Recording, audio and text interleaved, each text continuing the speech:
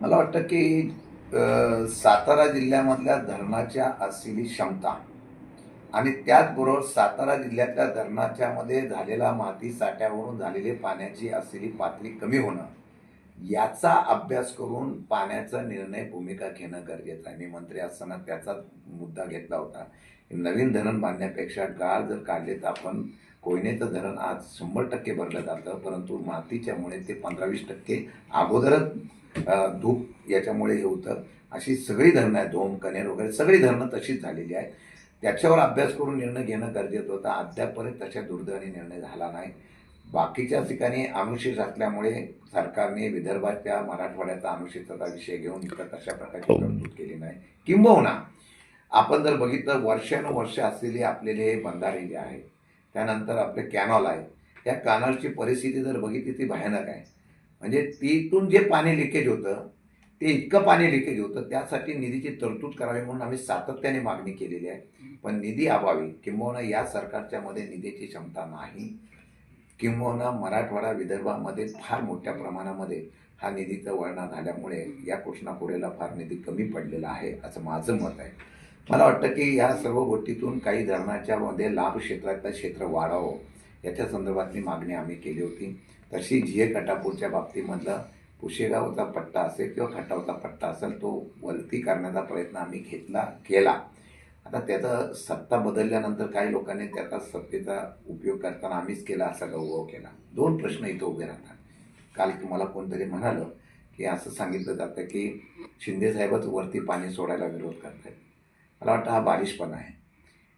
एखाद्या लोकप्रतिनिधीने आपलं अपयश दुसऱ्यांच्या नावावर टाकण्याचा केलेला हा बालिशपणा आहे.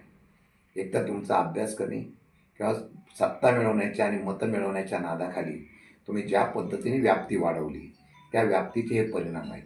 हे मी 2-3 वर्षापासून अगोदर सांगत होतो की नियोजन असताना पाणी साठा, आपल्याला उपलब्ध असलेलं पाणी आणि त्याच्यानंतर देण्यात येणारं पाणी ह्याचा जर व्यवस्थितपणे अभ्यास केला नाही तर ही पाण्याची लढाई मोठी उभी राहील आणि ह्या संघर्ष उभा राहील. तुम्ही बघितलं असेल खाली रामोशीवाडी वगैरे इथे पाणी येतं म्हणून पुशेगावच्या लोकांना आंदोलन करायला लावायचं आणि परत त्यांना पाणी देत असताना पुशेगावच्या लोकांना फसवायचं. आणि त्याच्याचप्रमाणे आपण वेगवेगळ्या ठिकाणी झिये कटापूरच्या योजनेची व्याप्ती इतक्या मोठ्या प्रमाणात वाढवलेली आहे आणि मानमध्ये सुद्धा ती वाढवण्यात आलेली आहे. आणि ती वाढवत असताना मग आपण सत्तेमध्ये होता, आपण का झोपला होता का? आम्ही सातत्याने सांगत होतो. मी जिथे जिथे बैठका झाल्या जिथे जिथे लोकांमध्ये सांगायचो की आता अभ्यासपूर्ण निर्णय झाला नाही तर हे पाणी वाढ मोठ्या प्रमाणात भविष्यात होईल. आता ज्या आंदोलन करणारी समिती आहे ही मी आमदार होण्याच्या अगोदरपासूनची आहे. त्यामध्ये कोरेगाव तालुक्यातले सगळे दिग्गज मंडळी, शेतकरी प्रमुख हे अगदी रणवतपूरपासून ते कोरेगावपासून सगळीकडे आहे. आता रणजित फाळकेंचं नाव ते घेतात. त्यांच्याबरोबर ॲडव्होकेट भोसले आहेत, त्यांच्याबरोबर कोरेगावची काही निबर्गे कंपनी पण आहे, त्यांच्याबरोबर तशाच पद्धतीने हनुमंतराव जगदाळेसुद्धा काम करत होते. हे कोणत्या पक्षाचे होते? बर्गे कंपनी वगैरे स्वतःच्या कोरेगावच्या अस्तित्वासाठी सुबक शेतकरी म्हणून त्या ठिकाणी ते आंदोलन करतायत, शेतकऱ्यांसाठी आंदोलन करतायत. पण काही पक्षाचे आपले प्रतिनिधीसुद्धा तिथं होते ना. आता ते होते त्यावेळेला त्या अगोदरपासून मी आमदार व्हायच्या अगोदरपासून ही कमिटी आहे, धोम बचाव कृती समिती. ही काही मी आज नेमलेली नाही. ते आमच्या व्यतिरिक्त सुद्धा लढायतच असतात ना पाण्याच्या हक्कासाठी. त्यांचं पाणी नेऊ नये म्हणून ते लढाई करतात. त्याला शशिकांत शिंदे कधी माझा कार्यकर्ता आहे म्हणून तुमचा कार्यकर्ता म्हणून त्याला तुम्ही फूस लावले असं आरोप करणं म्हणजे हा बालिशपणा आहे. पण मी आजही सांगतो निव्वळ चुकीच्या नियोजनामुळे झालेला हा संघर्ष आहे असं माझं मत आहे. नेरमध्ये पाणी किती पडतंय त्यामध्ये वरच्या गावांना भूतघाटातल्या आणि घाटावच्या असलेल्या गावांना पाणी मिळावं म्हणून नियोजन आम्ही केलं होतं. ते ग्रॅव्हिटीने मिळावं म्हणून आम्ही प्रयत्न केला होता. त्या व्यतिरिक्त आपण किती क्षेत्र वाढवलं एकदा जनतेला कळवून द्या.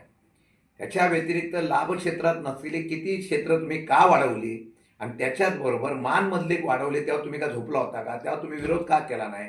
आणि आत्तासुद्धा लोकांचा रोष काय की आम्हाला पाणी मिळालं पाहिजे. पहिलं तर ते पाणी खाली सोडलं जात आहे, कुठं जात आहे त्यांना देण्याबद्दल माझा विरोध नाही, पण तुम्ही विरोध काय केला सत्ता म्हणून? अशा पद्धतीचं वाढीव क्षेत्रामध्ये पाणी सर्रास सोडलं जातं. त्याचे बापाचे धनी तुम्ही खरे आहात.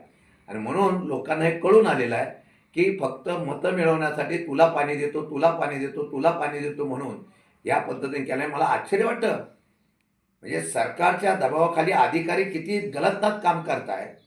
म्हणजे 20 वर्ष पाणी साठा पिण्याच्या साठी राखीव केलेला कोटा सुद्धा कमी केला जातो. का तर पाणी पिण्याला वापरायलाची गरज नाही म्हणून ते पाणी वाढवून दुसरीकडे शेतीसाठी दिलं जातं. आणि गावठाण क्षेत्र वाढलं. किती वाढलं? गावठाण क्षेत्र वाढलं म्हणून ते पाणी आता शिल्लक राहत आहे. म्हणजे हा मूर्खाच्या बाजारामधला झालेला निर्णय फक्त निवडणुकीचा बाजार काढण्यासाठी, लोकांना फसवण्यासाठी क्षेत्राचं सर्वेक्षण केलं गेलं. ते ओलिताखाली आणण्याचा निर्णय घेतला. तो ओलिताखाली आणताना शिल्लक पाणी कुठलं राहिलं हे दाखवण्याचा प्रकार केलेला हा बालिशपणा आहे. आणि याचे फळ आज नाही, आम्ही 2-3 वर्षापासून ओरडत होतो. आम्हाला तुम्ही त्यावेळेला विरोध करत होता. आज नाही, त्यावेळेला त्यांना सांगत होते की आम्ही तुमचं लाभक्षेत्र वाढवलंय, शिंदेसाहेब तिथे विरोध करतायत. इकडे सांगतायत त्यांनी विरोध केलाय. म्हणजे किती नाटकीपणा आहे, दुतोंडीपणा आहे. सरडा सुद्धा इतका रंग बदलत नसतो. आज तुम्ही सांगताय, माझं म्हणणं आहे तुम्ही पाप केलेलं आहे. जे खऱ्या अर्थाने लाभार्थी आहेत ना त्या शेतकऱ्यावर अन्याय केलेला आहे. आणि मला वाटतं शेतकरी आणि सगळी जनता सुज्ञ झालेली आहे. याच्या विरोधात आम्ही आवाज उठवणार, मुद्देसूद उतरणार, नियमाने उचलणार.